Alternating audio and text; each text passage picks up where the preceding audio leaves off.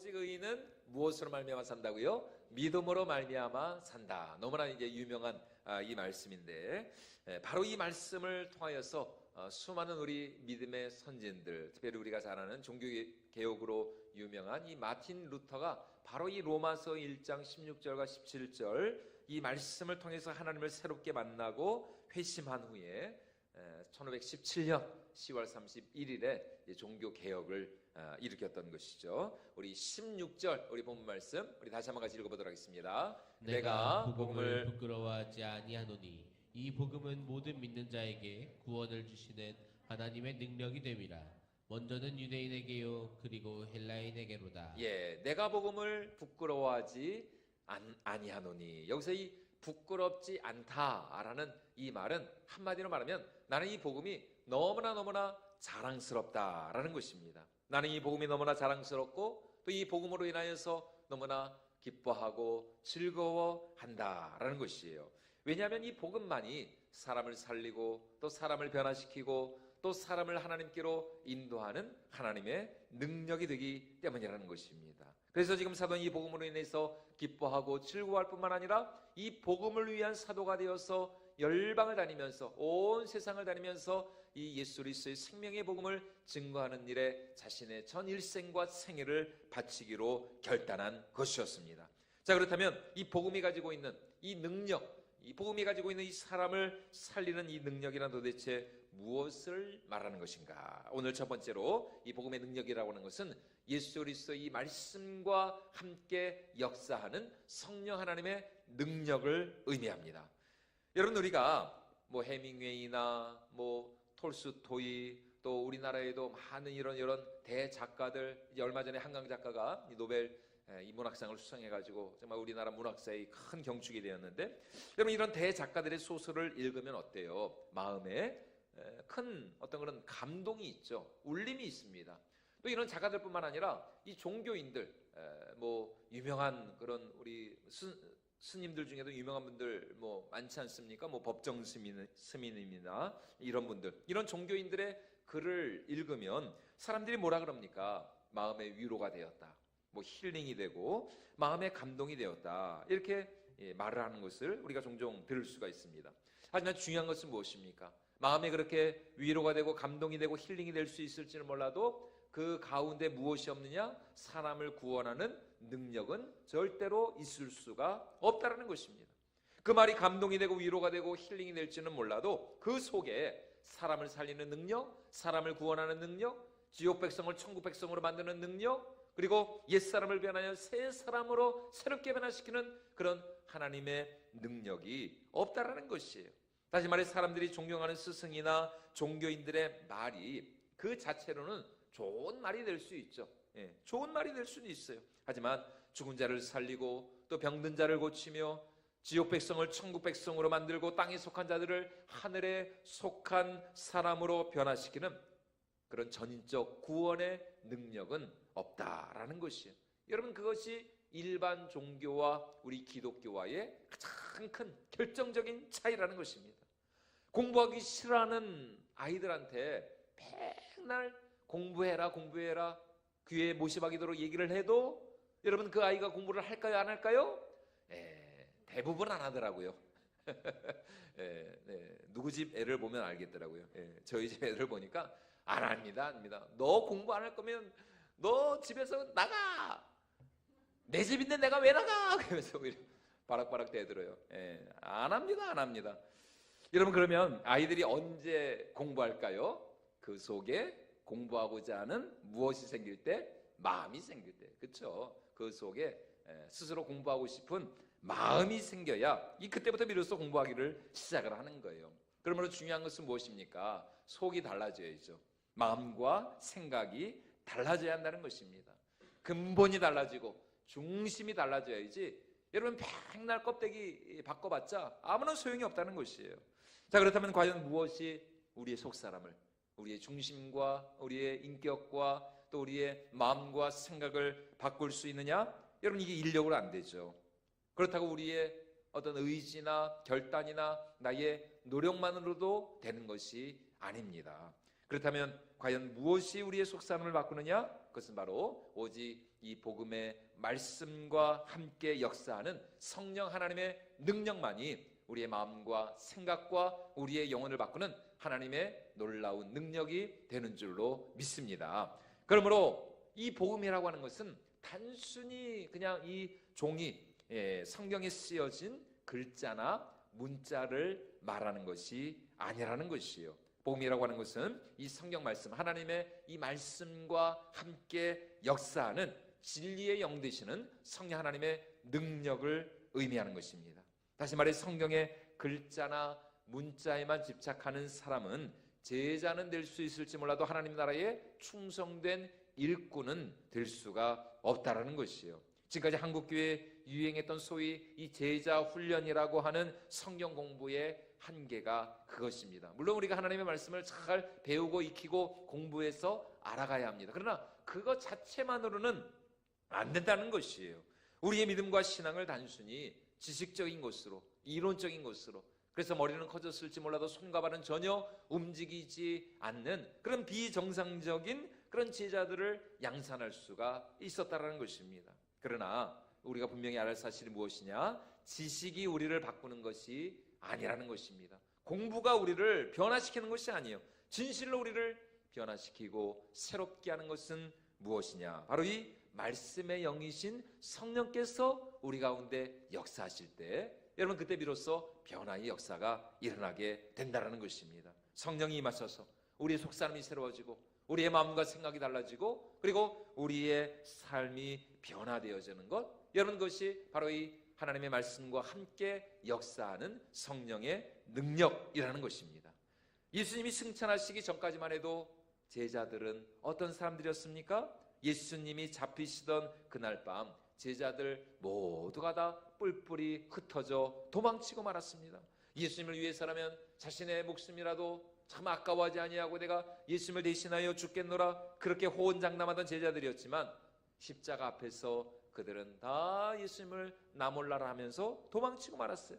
예수님이 부활하신 후에도 마찬가지였죠. 제자들은 예수님의 부활을 믿지 못한 채 오히려 유대인들을 두려워하여서 방에 숨어 있었고 문을 걸어 잠그고 숨어 버렸고 이내 실망하고 낙심한 나머지 다시 갈릴리 호숫가로 가서 예전과 같이 예수님을 만나기 전에 그 어부로 고기 잡는 어부가 되어버렸어요. 인간적으로 보면 이런 제자들의 모습이 참 얼마나 안타깝고 안쓰럽고 실망스럽습니까? 또 이런 제자들에게 당신의 교회를 맡기시고 세계 선교를 맡기시고 또 주님 나라 그 영광을 위하여서 교회를 맡기셔야 할 우리 주님의 마음은 얼마나 답답하셨을까. 그런데 놀랍게도 우리 예수님은 전혀 불안해하거나 초조해하거나 답답해하지 않으셨다는 것입니다. 근심하고 걱정하는 것은 오히려 제자들이었어요. 인간적으로 보면 이렇게 나약하고 연약한 제자들, 속된 말로 이런 찌질한 이런 제자들을 두고 가시면서 우리 예수님의 마음이 얼마나 참 불안하셨을까. 그런데 예수님은 전혀 불안해하거나 두려워하지 않으셨다라는 것입니다. 그것은 바로 우리 예수님이 떠나가시고 난 후에 제자들은 결코 혼자 있는 것이 아니었기 때문이었습니다. 그들은 예수님 없이 홀로 있는 것이 아니었어요.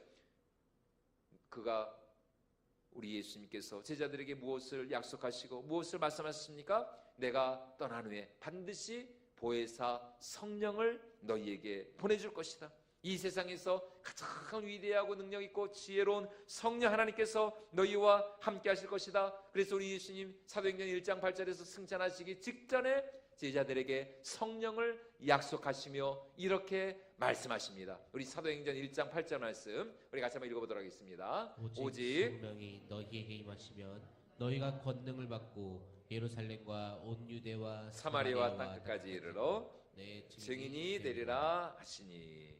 자, 이제 곧 성령이 임할 것이기 때문에 우리 예수님은 제자들에 대해 아무런 염려가 없었습니다. 다시 말해 제자들은 연약해도 그들과 함께 하시는 성령 하나님은 이 세상에서 가장 강하고 능력이 있으신 분이셨다는 것입니다. 바로 이 사실을 아셨기 때문에 우리 예수님 전혀 불안해하지 않으셨다는 것이요. 성령님이라고 하는 정말 이 우주에서 가장 강력한 권세와 능력을 지니신 분이 제자들과 함께 하실 것이기 때문에 오히려 예수님은 제자들을 향해서 무엇을 명령하셨어요? 너희는 온 천하에 다니며 만민에게 복음을 전파하라 말씀하실 수 있었던 이유가 바로 성령께서 그들과 함께 하실 것이기 때문이었습니다.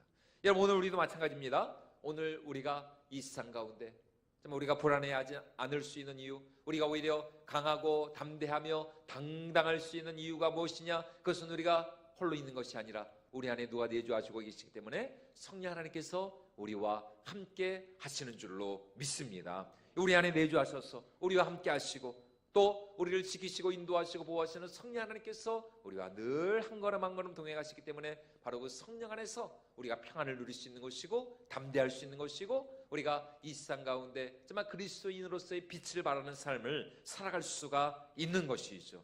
여러분, 과거 제자들처럼 우리 역시 세상적으로 인간적으로 볼 때 우리가 연약합니다. 우리가 내세울 게 그렇게 많지 않아요. 하지만 우리에게 누가 계시느냐? 성령님이 계시는 것이죠. 그분은 우리와 함께 하시고 또 우리 안에 내주하시고 역사하시면서 한 걸음 한 걸음 우리의 삶을 인도하시고 지키시고 가이드하시고 우리와 영원토록 함께 하시는, 천국 가는 그날까지 이 세상에서 우리를 지키시고 보호하시는 임마누엘 여호와 하나님이신 줄로 믿습니다. 또한 우리 성령 하나님은 내가 하나님으로부터 얼마나 정말 사랑받는 거룩하고 존귀한 하나님의 사랑받는 자녀인지를 날마다 우리에게 친히 증언하신다. 이렇게 오늘 성경이 우리에게 말씀하고 있습니다. 우리 로마서 우리 8장 16절 말씀 우리 같이 한번 읽어보도록 하겠습니다. 성령이 친히 우리의 영과 더불어 우리가 하나님의 자녀인 것을 증언하시는. 성령께서 무엇을 증언하신다고요? 우리가 누구인 것을, 하나님의 자녀인 것을 친히 성령께서 우리에게 말씀해 주신다는 것입니다. 다시 말해, 하나님이 나를 얼마나 사랑하시는지, 또 그 하나님께서 나를 얼마나 아끼시고 위하시며 돌보시는지, 또 내가 예수 그리스도 안에서 얼마나 거룩하고 존귀한 하나님의 사랑받는 자녀인지를 누가 우리에게 증언해 주신다? 성령께서 날마다 우리 속에서 우리에게 말씀해 주시고 확증해 주시고 증언해 주신다는 것입니다. 또한 성령 하나님은 우리의 연약함을 도우시는 하나님이신 줄로 믿습니다. 또한 그분은 우리를 도우실 뿐만 아니라 우리를 위하여 날마다 말할 수 없는 탄식으로 우리를 위하여 중보해 주시는 보혜사 하나님이 되어 주신다는 것이에요. 우리 로마서 8장 26절 말씀도 같이 한번 읽어보도록 하겠습니다. 이와 같이 성령도 우리의 연약함을 도우시나니 우리는 마땅히 기도할 바를 알지 못하나 오직 성령이 말할 수 없는 탄식으로 우리를 위하여 친히 간구하시는. 성령이 우리의 연약함을 어떻게 하신다고요? 도우시나니.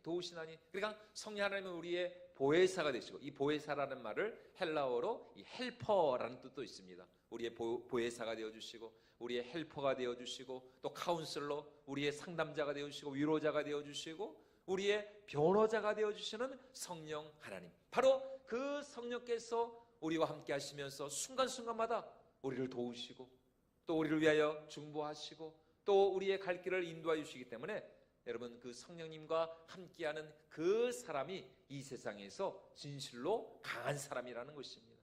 진실로 강한 사람. 아무리 이 세상에서 인간적으로 강한 사람이라 할지라도 성령 하나님을 의지하지 않는다면 그 사람은 결국 자신의 연약함에 무너질 수밖에 없습니다. 그러나 인간적으로 볼 때, 세상적으로 볼 때 좀 연약하고 무지하고 별 볼 일 없다 할지라도 만약 그가 그와 함께 하시며 그 안에 내주하시는 성령 하나님을 의지한다면 여러분, 그 사람이야말로 이 세상에서 가장 강한 사람, 진정한 강자가 되는 줄로 믿습니다. 여러분, 그러므로 오늘 예수님을 믿는다 하면서도 여전히 내 힘으로 살아가려 하는 사람은 절대로 이 성령의 은혜와 도우심을 경험하지 못하는 그런 종교인에 머물 수밖에 없다는 것입니다. 여러분, 그거는 진짜 기독교가 아니에요.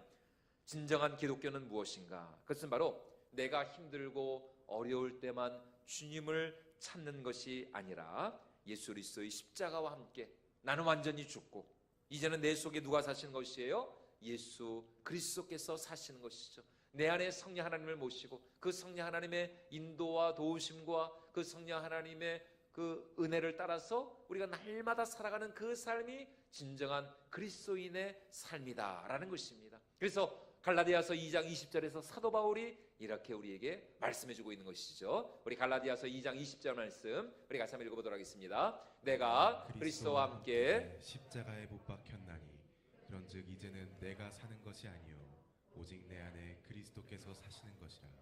이제 내가 육체 가운데 사는 것은 나를 사랑하사 나를 위하여 자기 자신을 버리신 하나님의 아들을 믿는 믿음 안에서 사는 것이라. 진정한 기독교는 무엇이에요? 내가 사는 것이 아니라 나는 죽고 오직 내 안에 예수 그리스도께서 성령 하나님 아버지께서 충만하게 내 삶을 인도하시고 드라이브하시고 내 삶을 이끌어 가시는 것, 여러분 그것이 진정한 그리스도인의 삶이고 바로 그러한 삶 가운데 하나님이 주시는 놀라운 은혜와 축복을 우리가 맛보게 되는 줄로 믿습니다. 다시 말해 내 고집과 주장, 내 욕심과 정욕은 십자가에 완전히 못 박아버리고, 그래서 나의 옛사람은 철저히 죽고 오직 내 안에 성령 하나님의 아버지께서 살아 역사하셔서 내 삶을 인도하실 때 내 삶의 주권을 성령 하나님께 온전히 내어 맡기면서 하나님이 나의 진정한 왕이 되실 때, 여러분 그때 비로소 우리가 이 복음의 능력을 체험하게 된다라는 것입니다. 여러분 무당에도 이 무당 얘기를 해서 좀 죄송하지만 여러분 이 무당에도 두 종류가 있습니다. 하나는 이 학습무, 습득무라는 이 분들이 있어요. 그리고 또 하나는 강신무가 있습니다. 강신무. 강신무는 뭐예요? 실제로 신이 내린 사람을 강신무라 그럽니다. 학습무는 뭘까요? 이거를 배워가지고 공부해가지고 영업을 뛰시는 분들, 그런 분들이 학습무입니다. 그런데 우리나라 무당 중에 90% 이상이 뭘까요? 학습무입니다. 학습무. 배워가지고 공부해가지고 막 이런 주역 막 이런 거 막 이런 거 막 배워가지고 그래서 이제 그 영업하시는 분들이에요. 여러분 그러면 학습무가 셀까요? 아니면 강신무가 셀까요? 두말할 필요가 없죠. 강신무가 세죠. 신이 내렸는데 얼마나 세겠습니까? 그런 분들이 막 칼 타고 막 이렇게 막 춤추면서 여러분 그렇다고 절대로 여러분 미아리나 이런 데 가가지고 무당 찾아가면 절대로 여러분 안 됩니다. 그러면은 여러분 그분들이 예수 믿는 사람 왔다고 재수 없다고 나가라 그럽니다. 절대로 예수쟁이 왔다고 재수 없다 그래요. 그러니까 우리는 절대로 그런 데 갈 필요가 없습니다. 여러분 우리에게 말씀이 있고 우리에게 성령이 있고 우리에게 하나님의 은혜가 있는데 여러분 못하러 그런 돌팔이, 여러분 오늘의 운세도 보지 마세요. 저도 옛날에 신문 볼 때 좀 봤거든요. 재밌더라고요 이게. 그래서 이게 진짜 이게 맞을까? 제가 토끼띠거든요. 토끼띠. 오늘의 운세. 뭐 동쪽으로 가면은 귀인을 만나고. 근데 그거 다 구라더래요, 구라.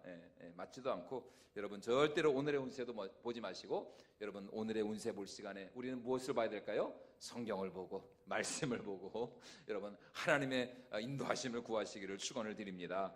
여러분 무슨 말이냐? 제가 뭐 무당 얘기를 하려는 것이 아니라 하나님의 영이 우리 가운데 임해야 된다는 것입니다. 단순히 우리의 믿음과 신앙이라고 하는 것은 그냥 이 성경을 공부하고 이 성경을 배워서, 물론 당연히 우리가 공부하고 배워야 되지만 그것을 뛰어넘어서 우리가 하나님의 영으로 충만하고 하나님의 영이 내 안에 살아 움직이며 역사할 때 그때 비로소 우리가 진정한 그리스도인의 능력, 복음의 능력을 경험할 수가 있다라는 것입니다.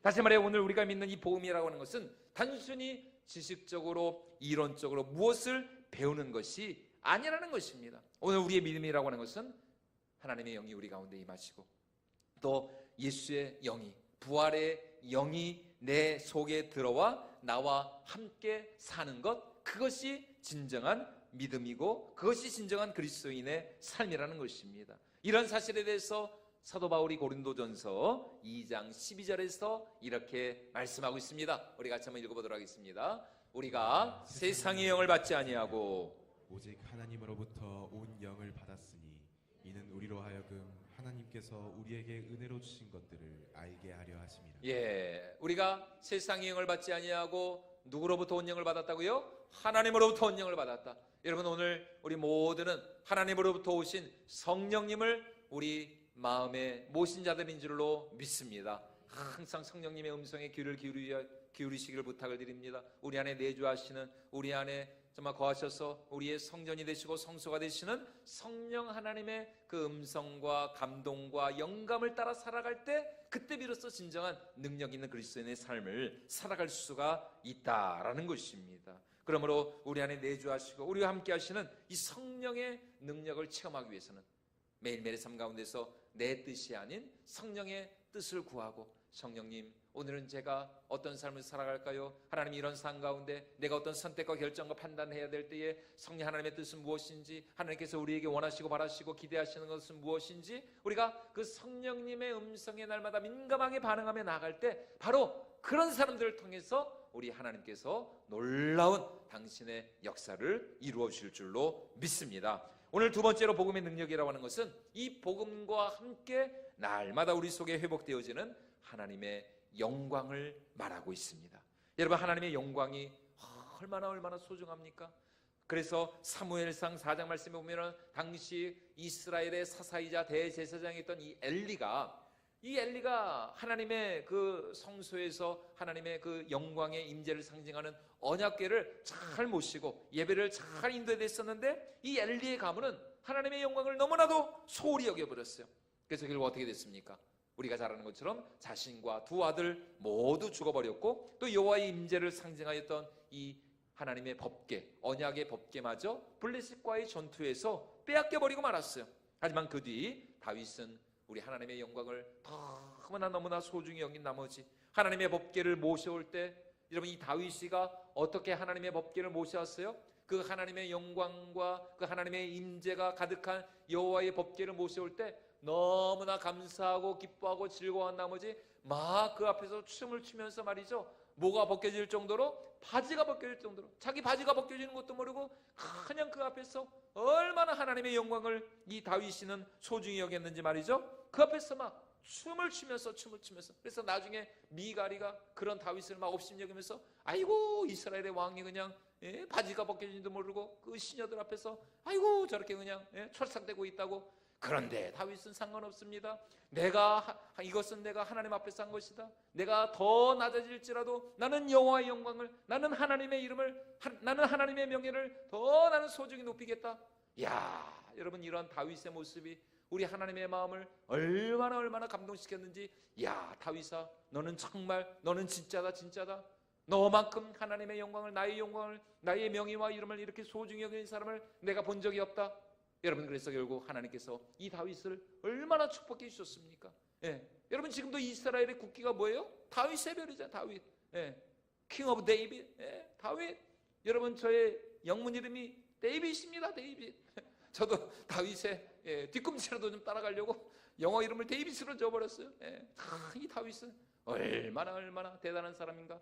이 다윗만큼 복을 받은 사람 여러분 어디 있습니까? 결국 이스라엘 최고의 왕이 되었고 메시아의 조상이 되는. 그래서 우리 예수님 누구의 후손으로 이 땅에 오셨어요? 다윗의 후손으로. 다윗의 자손 예수여, 나를 불쌍히 여기소서. 여러분, 복음서 보면 모든 사람들이 예수님을 다윗의 자손으로. 이야, 이 다윗은 정말 얼마나 복을 받은 사람인가. 여러분, 그러므로 오늘 우리가 알아야 할 것이 무엇입니까? 성령 하나님을 그 안에 모시고 있는 모든 하나님 나라 백성들에게는 하나님의 영광이 있다라는 것입니다. 우리가 뭐 세상적으로 잘났건 못났건, 뭐 우리가 돈이 많건 적건, 여러분, 그거는 아무런 상관이 없어요. 나의 어떠함이 상관없이 구원받은 모든 하나님 나라 자녀들에게는 하나님의 영광이 그 속에 들어 있다라는 것이에요. 우리 여성분들 뭐 좋아하세요? 우리 여성분들, 여자분들, 가방 좋아하시죠? 명품 백 좋아하시죠? 제가 다 압니다. 예전에 한 번은 제가 못 모르고 저희 집사람한테, 아니 당신도 그 뭐 루비똥인지 사파이어 똥인지 그거 하나 사서 들고 다니라고, 다 들고 다니는 것 같은데 왜 당신은 없냐고. 그렇다고 제가 엄청 구사리를 먹은 적이 있습니다. 아니 당신은 그게 얼마짜리인지 알긴 아냐고. 야, 근데 그거 보니까 그거 비싸더라고요. 뭐 몇백은 기본이고 막 몇천만 원짜리도 있고. 야, 엄청나게 그렇게 비싸다. 그런데 사실 그 로고 떼고 나면 그 로고만 없으면은 뭐 몇천만 원짜리든 저 시장에서 파는 뭐 몇십만 원짜리든 이게 뭐 똑같습니다. 똑같아. 이게 뭐 큰 차이가 없어요. 아, 목사님 어떻게 그렇게 무식한 소리를 하실 수 있냐고. 모르겠습니다. 저는 저 같은 문외한이 볼 때는 하여튼 별 차이가 없는 것 같아요. 그 몇십만 원 차이나 몇 천만 원 차이나, 야 그거 몇 천만 원짜리 그거 살 돈이면 야 나 같으면 차라리 헌금을 하겠다 이런 생각을 하는데, 그런데 여러분 한 가지 구분 방법이 있습니다. 명품과 가품을 구별할 수 있는 방법 뭘까요? 비 오는 날 머리에 쓰고 가면 짝퉁, 가슴에 품고 가면 진짜 그런 것 같아요. 여러분 오늘 우리가 뭐 믿는 사람이나 믿지 않는 사람이나, 사실 우리가 믿지 않는 세상 사람들과 우리가 겉으로 볼 때는 별반 차이가 없습니다. 어쩌면 안 믿는 사람들이 도덕적으로 인격적으로 그분들이 더 탁월하고 그분들이 더 훌륭할 수도 있어요. 그러나 여러분 믿는 우리 하나님의 백성들, 하나님의 자녀들에게는 그 속에 보이지 않는 그 심령 가운데 무엇이 있느냐? 하나님의 영광이 있다라는 것입니다. 하나님의 영광이 있다는 것. 하나님의 영광이라고 하는 이 명품 로고, 이 명품 마크, 이게 다 우리 속에 붙어 있다는 것입니다. 사실 모든 인간에게는 원래, 아담과 하와에게는 원래 이 하나님의 영광이 있었어요. 그래서 하나님의 영광의 빛을 바라는 그런 삶을 살았죠. 하지만 아담과 하와가 타락하여 범죄한 후 그 속에 있는, 그 속에서 빛을 발하는 이 하나님의 영광이 싹 사라져버리고 말았어요. 죄가 우리의 영광을 빼앗아가 버리고 만 것이죠. 하지만 복음을 듣고 또 예수님을 믿는 순간 이제 우리 안에 다시 하나님의 영광이 회복되어서 이 영광의 빛이 우리를 비추고 우리를 밝히고 우리 삶을 통해서 이 영광의 능력이 나타나게 되는 줄로 믿습니다. 이것이 바로 오늘 우리에게 주어진 이 하나님의 영광이라고 하는 거룩한 보배인 것이에요. 그래서 고린도후서 4장 6절과 7절에서 사도 바울이 이 영광의 보배를 이렇게 말씀하고 있습니다. 우리 같이 한번 읽어보도록 하겠습니다. 어두운 데에 빛이 비치라 말씀하셨던 그 하나님께서 예수 그리스도의 얼굴에 있는 하나님의 영광을 아는 빛을 우리 마음에 비추셨느니라. 우리가 이 보배를 질그릇에 가졌으니 이는 심히 큰 능력은 하나님께 있고 우리에게 있지 아니함을 알게 하려 함이라. 7절 말씀 잠깐 놔둬보시죠. 이 보배를 어디에 가졌다고요? 질그릇에 가졌다. 그러니까 우리 자체는 질그릇이라는 것입니다. 우리는 질그릇과 같이 깨지기 쉽고 변하기 쉽고 우리는 연약하고 우리는 무력하지만, 그러나 이 질그릇과 같은 우리 안에 무엇을 하나님의 영광이라고 하는 이 보배를 우리 속에 가지고 있다라는 것입니다. 그러므로 우리가 예수 그리스도의 복음 안에서 우리가 당당할 수 있는 이유, 담대할 수 있는 이유, 우리가 용감할 수 있는 이유가 무엇이에요? 우리 안에 무엇이 있기 때문에? 글로리 오브 갓, 하나님의 영광이 우리 속에 들어있기 때문입니다. 뭐 이 세상이 수천만 원짜리 아니면 뭐 수십억짜리 그런 세상에 그런 모조품 영광과 비교할 수 없는 하나님의 진정한 이 영광, 이 영원한 영광의 빛이 우리 속에서 비추기 때문인 것입니다. 그리고 이 영광의 집약체, 이 영광이 최고로 충만한 곳이 어디냐? 바로 오늘 우리가 함께 모여 예배드리는 이곳, 예수 그리스도께서 당신의 핏값을 주고 사신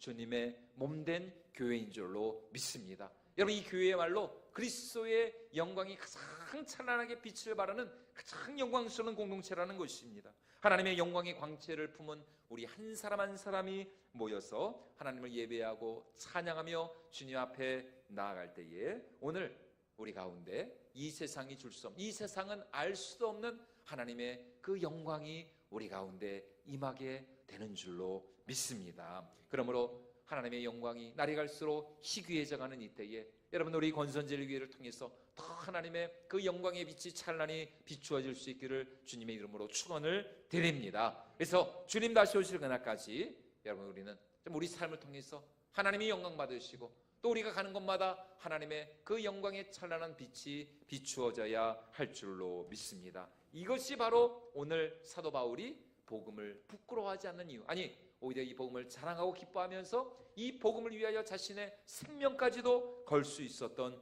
이유인 것입니다. 그러므로 오늘 우리가 다시 무엇을 회복해야 될까요? 이 복음의 능력을 회복해야 할 줄로 믿습니다. 그래서 우리가 가는 곳마다 복음의 영광이 빛을 발하고 우리가 정말 만나는 사람들에게 이 영광의 생명을 우리가 전달해 줄 수 있는 그런 영광의 통로가 되어야 하는 것이에요. 오늘 바울이 자랑한 복음은 절대로 죽은 글자가 아니었습니다. 판에 박힌 문자가 아니었어요. 오늘 바울이 자랑한 복음, 그가 사랑한 복음은 모든 믿는 자에게 구원을 주시는 하나님의 능력이었습니다. 여러분, 우리가 이러한 능력으로 충만할 수 있기를 주님의 이름으로 축원을 드립니다. 여러분, 절대로 교회라는 간판이 중요한 것이 아닙니다. 여러분, 오늘 우리가 살아가는 이 세상도 그러잖아요. 점점 더 학벌이 중요하지 않잖아요. 뭐 대학 나와도 그게 사실 중요한 게 아니거든요. 정말 중요한 건 뭐예요? 학벌이 중요한 것이 아니고, 간판이 중요한 것이 아니고, 정말 중요한 것은 뭐가 중요해요? 실력이 있어야죠. 실력. 김성준 집사님, 능력이 중요한 거 아닙니까? 그렇죠? 우리 김성준 집사님 어쩌면 이렇게 말씀을 잘 들으시는지, 참 저를 이렇게 뚫어져라 보시는데, 제가 그냥 무한할 정도로 김성준 집사님 어쩌면 이렇게 말씀을 잘 들으실까? 참 우리 김성준 집사님만 같았으면 좋겠다. 능력이죠, 능력. 실력이죠. 간판, 학벌, 이 다 소용이 없다니까요. 점점 더 갈수록 이제 뭐 AI가 다 아는데, 여러분 뭐 서울대 뭐 스카이 나온다고 그게 될 수가 아니라, 정말 중요한 것은 얼마나 우리 안에 능력이 있느냐, 실력이 있느냐, 우리 아산족발 얼마나 맛이 있느냐. 여러분, 간판이 중요한 것이 아닙니다. 식당은 무조건 뭐가 있어야 돼? 맛이 있어요, 맛이. 맛만 있으면 여러분 저 산골짜기에 가도 사람들이 다 그냥 때로 옵니다. 하여튼 이번 구정 명절에 우리 아산족발 아주 그냥 대박이 났는데, 하여튼 2025년 아산족발 대박 날 수 있기를 주님의 이름으로 축원을 드립니다. 여러분, 식당은 맛이 있어야 되고, 교회는 뭐가 있어야 돼요? 사람을 살리는 능력이 있어요. 능력. 우리 권선제일교회가 2025년 한 해 이러한 능력으로, 이러한 복음의 능력으로 충만할 수 있기를 주님의 이름으로 축원을 드립니다. 그래서 우리 교회를 통해서 정말 이 마지막 세대, 정말 이 어두워져가는 시대에, 이 흑암의 시대에 점점 더 우리 교회를 통해서, 우리 권선제일교회를 통해서 이 복음의 영광이, 이 영광의 광채가 이 지역사회와 또 이 나라 민족과 온 세계의 열망을 환하게 비춰갈 수 있기를 주님의 이름으로 축원을 드립니다.